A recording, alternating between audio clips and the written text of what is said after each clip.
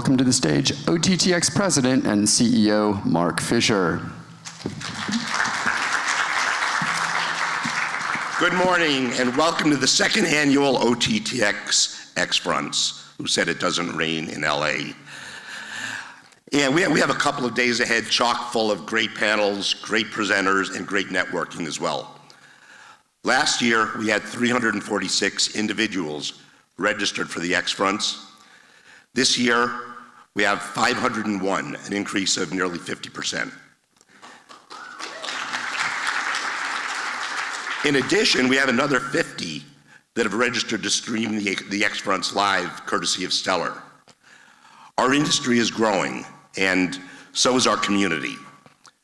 There's no better place for you to connect with your business partners and your colleagues than at this event focused on AVOD and FAST. We have great sessions queued up, including a panel of FAST industry leaders, a fireside chat with a prominent media buyer, and a case study on ViX, the Television Univision streaming service, launched by OTT.X Board Secretary Rich Hull. Panels of targeted audience channels and of enthusiast channels, as well as related research presentations, round out the agenda. And I'm proud to say that out of our roster of 46 speakers, less than 50% are Caucasian males like me, a group that year after year dominated speaker rosters in our industry.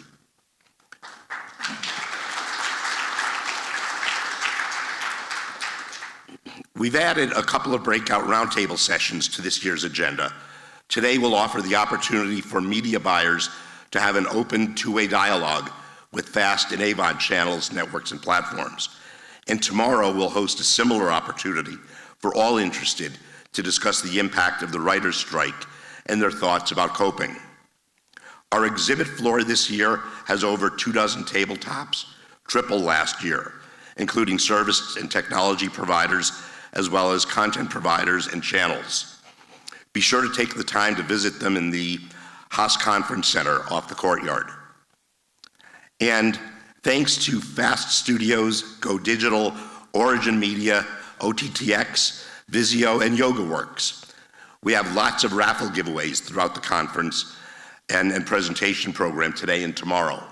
And the only way to win will be to be seated in this room, the Magnin Auditorium, at the time of the giveaway. Hopefully, you've all signed on to our meeting planner and set up meetings with your business partners or potential partners while you're here. If you haven't, it's not too late. Let me thank our sponsors. Without their support, we wouldn't be able to offer this event at no cost to our OTT.X member community. Thanks to Amagi, Anaview, Best Ever Channels, Broadview, Castify, Equitive, Gizmod, Navio, NGL Me Too, Origin, Papercup, Sabio, Tricoast Worldwide, Whip Media, and Whirl. And thanks to Golden Media Group for sponsoring today's lunch and Video Elephant for tomorrow's. And a special thanks to Otera for sponsoring what's going to be a great cocktail party tonight. Let me also thank the great staff that I have the pleasure of working with, Erick Hansen, Steve Apple, and Jose Rodriguez, and our OTT.X Advisory Committee members, Stuart McLean of Fast Studios, Serini Ka of Amagi, John Maggiardo of Here Media, Fred Godfrey of Origin, Mike Woods of Orca, Andrew Roseman of Equitive, Rich Hull of ViX, Catherine Pond of Vizio, Bill Condon of Zumo, and Stephen Hodge of Otera, and Nick Mehta of BBC, led by our event chair and the president of the OTT.X vice president of the OTT.X Board of Directors, Cineverse's president and CSO, Erick Opeka. And now to get our conference kicked off, I have, by the way, a lot more that I'll be saying tomorrow morning. But to get to the conference kicked off, here's my colleague, my friend, and our conference chair, Erick Opeka. Have a great couple days.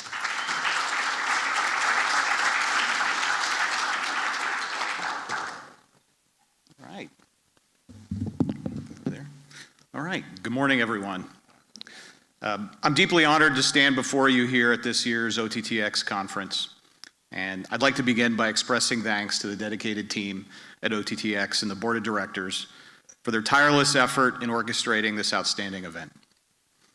We've come a long way in just 1 year, and I truly expect this to become one of the preeminent events in the space if we keep on this trajectory.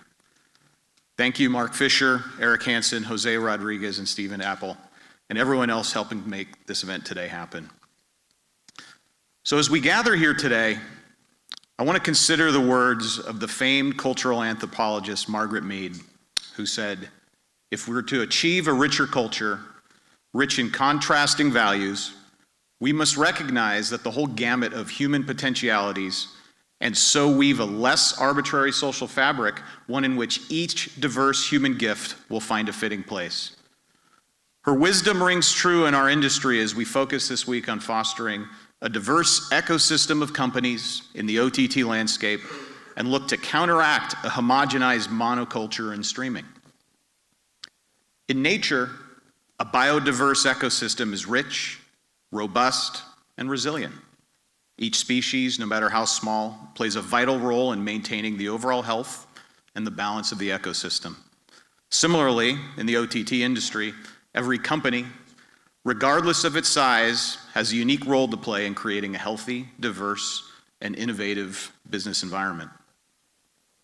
In this rapidly digitizing world, where change is the only constant, diversity is our lifeline. Small and mid-sized companies are often the harbingers of innovative thinking, daring to challenge the status quo, and pushing the boundaries of creativity and technology. Their contributions add depth and color to our industry, mirroring the vibrant array of species that make a natural ecosystem thrive.